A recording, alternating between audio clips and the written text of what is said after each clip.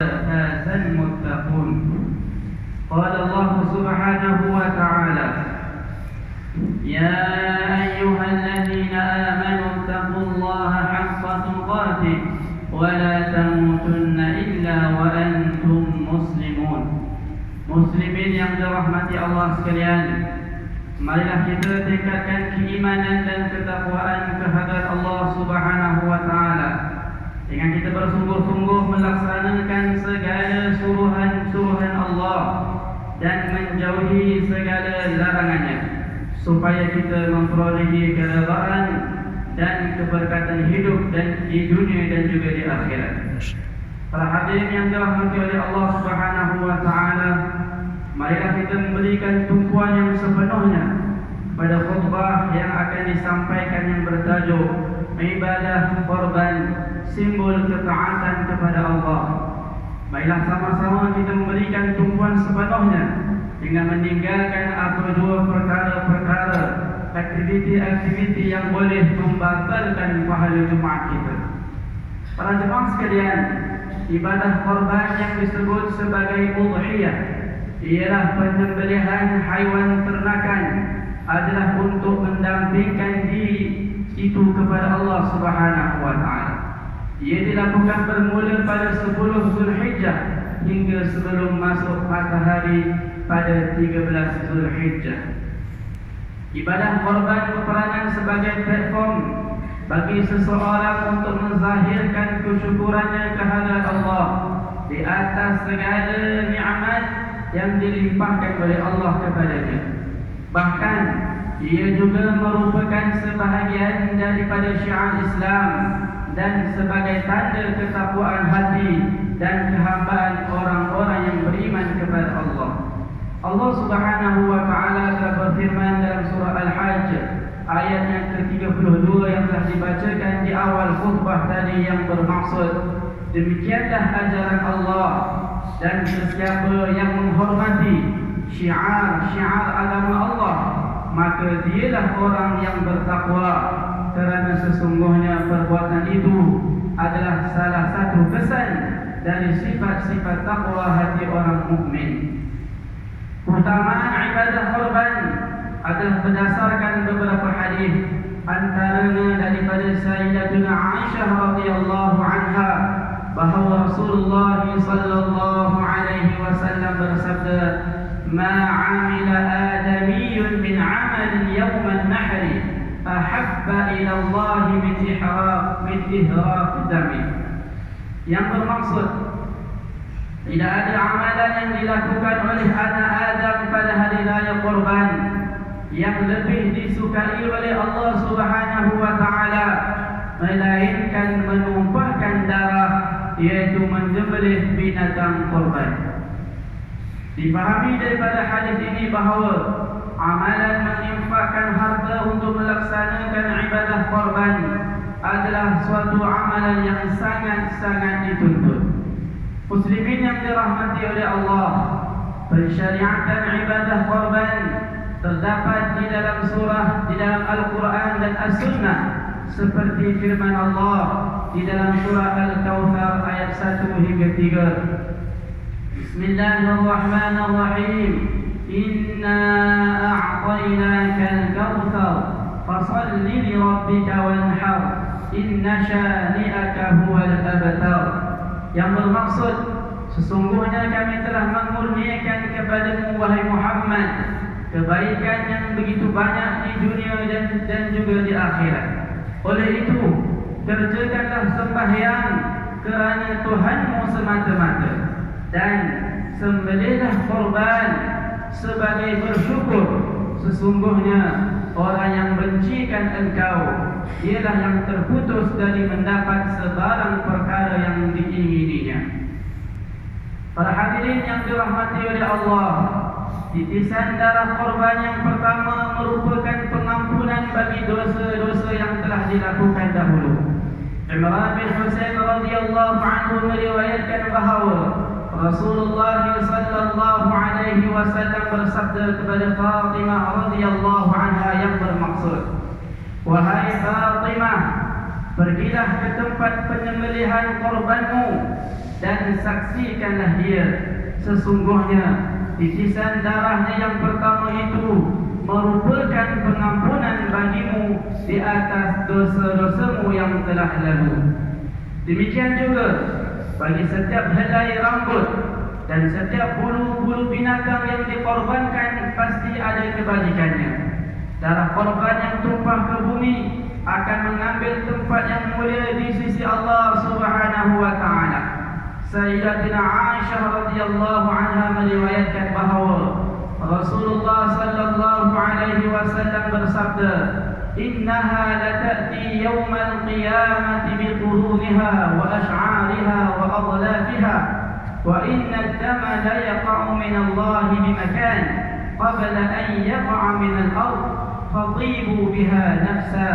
Yang bermaksud, sesungguhnya binatang korban itu akan datang pada hari kiamat bersama-sama tanduknya, kuku dan bulunya, dan Allah Subhanahu wa taala akan memberi pahala korban itu sebelum darah binatang korban itu jatuh ke bumi lagi.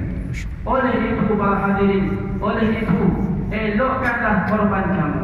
Hadis riwayat Imam At-Tirmidzi. Para hadirin yang dirahmati oleh Allah, ibadah korban hukumnya sunnat muakkad.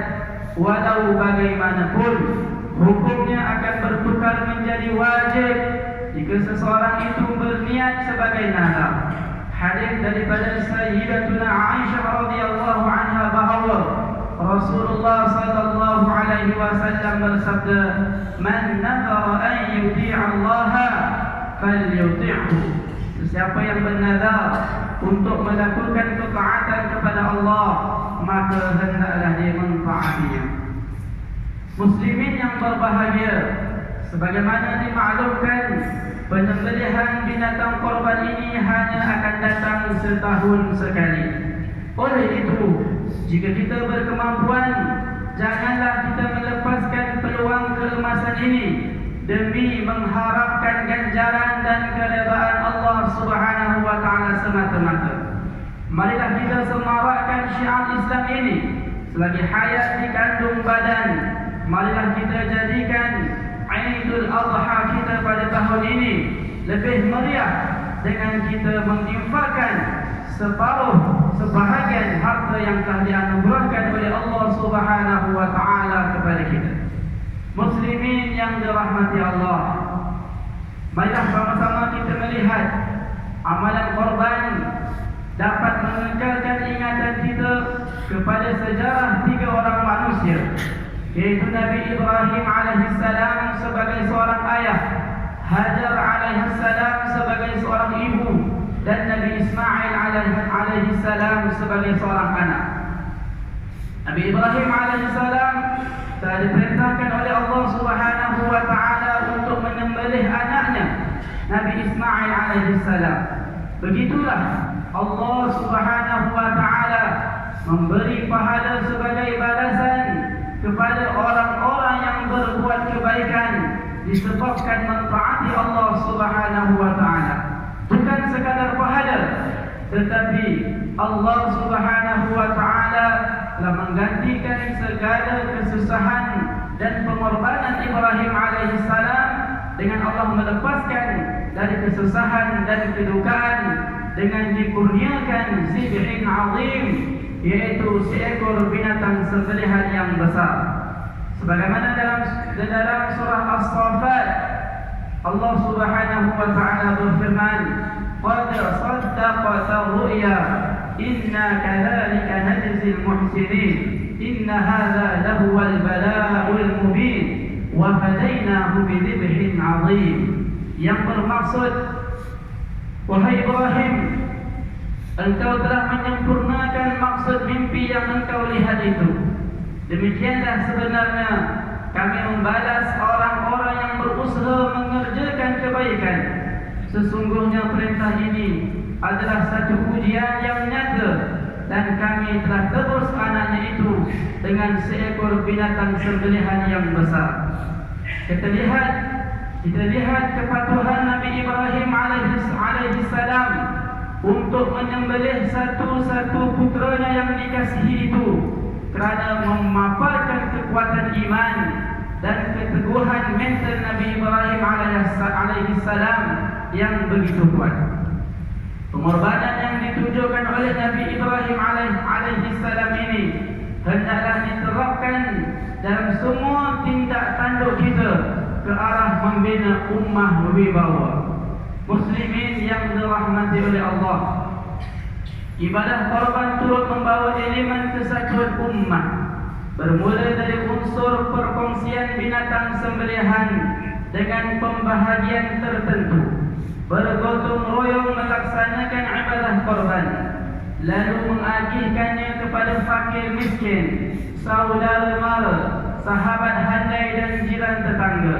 Ini semua melahirkan sikap kebersamaan dan juga cakna persaudaraan yang merapat, erat, kukuh dan juga prihatin. Sebagaimana Allah Subhanahu wa taala berfirman dalam surah Al-Imran, wa'tasimu bihablillahi jami'an wa la tafarraqu, dan berpegang teguhlah kamu sekalian kepada tali Allah, yaitu agama Islam, dan janganlah kamu berpecah belah. Oleh itu, setiap individu itu hendaklah sedia berkorban untuk mempertingkatkan kualiti dirinya, organisasinya, masyarakat dan negaranya, dengan mengutamakan kepentingan umum berbanding kepentingan diri sendiri. Berkorbanlah di dunia, berkorban dunianya untuk agama Islam dan umatnya. Tanpa adanya pengorbanan, janganlah kita harapkan datangnya kejayaan dan kebahagiaan hidup kita. Mengorbankan amarahnya, mengorbankan lidah dan perbuatannya untuk menyelamatkan diri dari terjebak dengan fitnah dan perbalahan. Mengorbankan masa lapang untuk membaca Al-Quran, mengorbankan masa lapang untuk duduk di dalam kuliah-kuliah agama, mengorbankan masa lapang untuk melakukan amal-amal saleh. Para hadirin yang dirahmati oleh Allah Subhanahu wa taala sekalian, bagi mengakhiri khutbah ini, marilah kita menghayati seranan berikut. Yang pertama, umat Islam hendaklah yakin bahawa amalan penyembelihan binatang korban adalah syariat yang ditetapkan oleh Allah Subhanahu wa taala. Yang kedua, kita hendaklah berusaha untuk merelakan diri menginfakkan harta untuk menyertai ibadah korban, membuktikan simbol kepatuhan dan ketaatan kita kepada Allah.